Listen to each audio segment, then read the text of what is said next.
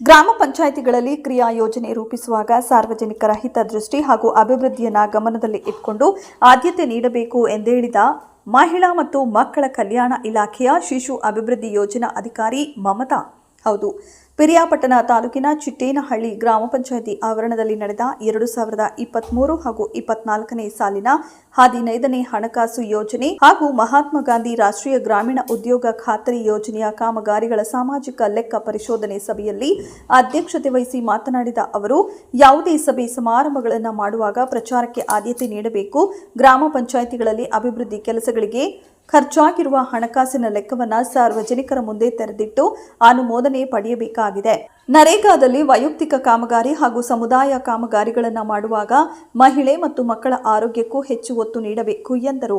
ಇನ್ನು ತಾಲೂಕು ಸಾಮಾಜಿಕ ಲೆಕ್ಕ ಪರಿಶೋಧನಾ ಸಂಯೋಜಕ ಯೋಗೇಶ್ ಸಿಆರ್ ಮಾತನಾಡಿ, 2023 ಹಾಗೂ 24ನೇ ಸಾಲಿನಲ್ಲಿ ಮಹಾತ್ಮ ಗಾಂಧಿ ರಾಷ್ಟ್ರೀಯ ಉದ್ಯೋಗ ಖಾತ್ರಿ ಯೋಜನೆ ಅಡಿ 177 ಕಾಮಗಾರಿಗಳು ಅನುಷ್ಠಾನಗೊಂಡಿದ್ದು 1,20,67,000 ರೂಪಾಯಿ ಬಳಕೆ ಮಾಡಲಾಗಿದೆ.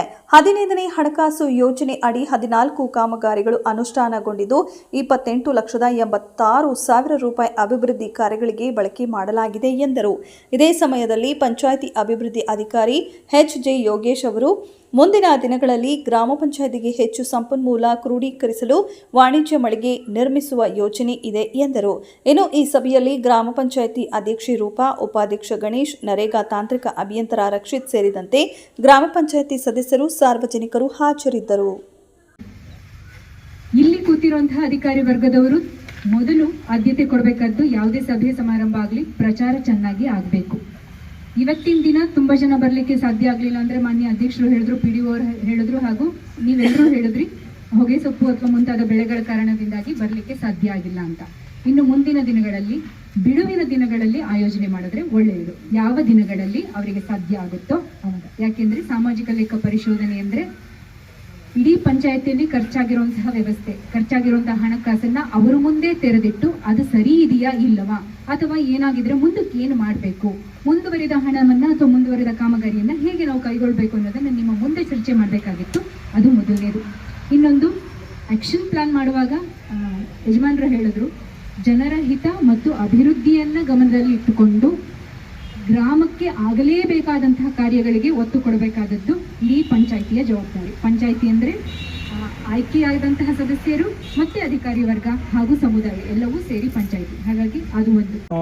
ಅದ್ರ ಜೊತೆಗೆ ವೈಯಕ್ತಿಕವಾದಂತಹ ಸೌಲಭ್ಯಗಳನ್ನ ಕೊಡೋದ್ರ ಮೂಲಕ ಅವರು ಜೀವನ ಮಟ್ಟವನ್ನ ಸುಧಾರಣೆ ಮಾಡ್ಕೊಳ್ಳೋದಕ್ಕೆ ಮತ್ತೆ ಅವರ ಮುಂದಿನ ಒಂದು ಅದರಲ್ಲಿ ಆರ್ಥಿಕ ಚಟುವಟಿಕೆಗಳನ್ನು ನಿರ್ವಹಿಸೋದಕ್ಕೆ ಸಾಧ್ಯವಾಗುವಂತಹ ಕಾಮಗಾರಿಗಳನ್ನ ಹೆಚ್ಚೆಚ್ಚು ತಗೊಳ್ಳುವಂಥದ್ದು. ಅದರಲ್ಲಿ ತೋಟಗಾರಿಕೆ ಇಲಾಖೆ ಆಗಿರ್ಬೋದು, ರೇಷ್ಮೆ ಇಲಾಖೆ ಆಗಿರ್ಬೋದು, ಮತ್ತೆ ಈ ಅರಣ್ಯ ಇಲಾಖೆಯಿಂದ ವೈಯಕ್ತಿಕವಾಗಿ ಸಸಿಗಳನ್ನ ನೆಟ್ಕೊಳ್ತಕ್ಕಂಥದಕ್ಕೆ ಸಸಿಗಳನ್ನ ವಿತರಣೆ ಮಾಡ್ತಾರೆ.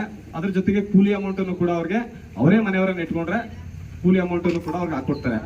ಮತ್ತೆ ಇನ್ನು ತೋಟಗಾರಿಕೆ ಇಲಾಖೆಯಿಂದ ತೆಂಗು, ಮಾವು, ಸಪೋಟ, ನುಗ್ಗೆ ಹೀಗೆ ಹಲವಾರು ಬೆಳೆಗಳನ್ನ ಏನ್ ತೋಟಗಾರಿಕಾ ಬೆಳೆಗಳಿದಾವೋ ನರೇಗಾ ಯೋಜನೆಯಲ್ಲಿ ಅನುಮತಿಸಲ್ಪಟ್ಟಂತಹ ಕಾಮಗಾರಿಗಳಿದೆಯೋ ಆ ಕಾಮಗಾರಿಗಳನ್ನ ಬೆಳ್ಕೊಳ್ಳೋದಕ್ಕೆ ವೈಯಕ್ತಿಕವಾಗಿ ರೈತರು ಮುಂದೆ ಬಂದ್ರೆ ಅವ್ರಿಗೆ ಗ್ರಾಮ ಪಂಚಾಯಿತಿ ಅಥವಾ ಅನುಷ್ಠಾನ ಇಲಾಖೆ ಎರಡೂ ಒಂದು ಸೌಲಭ್ಯಗಳನ್ನ ಮಾಡ್ಕೊಡೋದಕ್ಕೆ ಅವಕಾಶಗಳಿದೆ.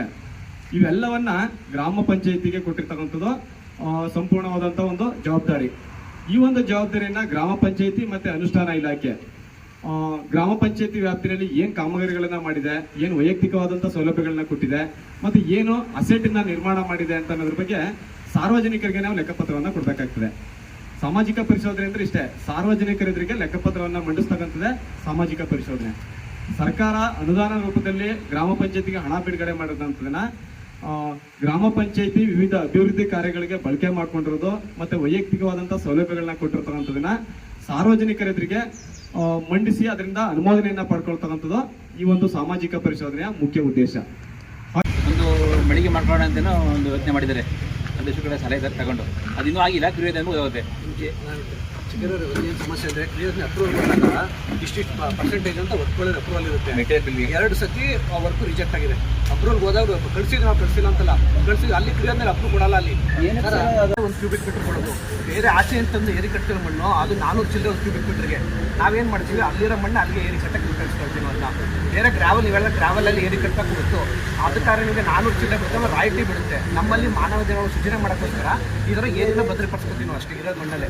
ಅದೇನಾಗುತ್ತೆ, ಪ್ರತಿ ವರ್ಷ ಸಿಂಕಾಗಿ ಸ್ವಲ್ಪ ಅದನ್ನ ಮಾಡ್ಕೊಳ್ತಾ ಅದೇ ಮಣ್ಣನ್ನು ಹಾಕಿದಾಗ ಏರಿಯಾ ಈ ರೀತಿ ಮಾಡಿದಾಗ ಗ್ರಾವಲ್ ಮಣ್ಣು ಹಾಕಿದ್ರೆ ಇದೇ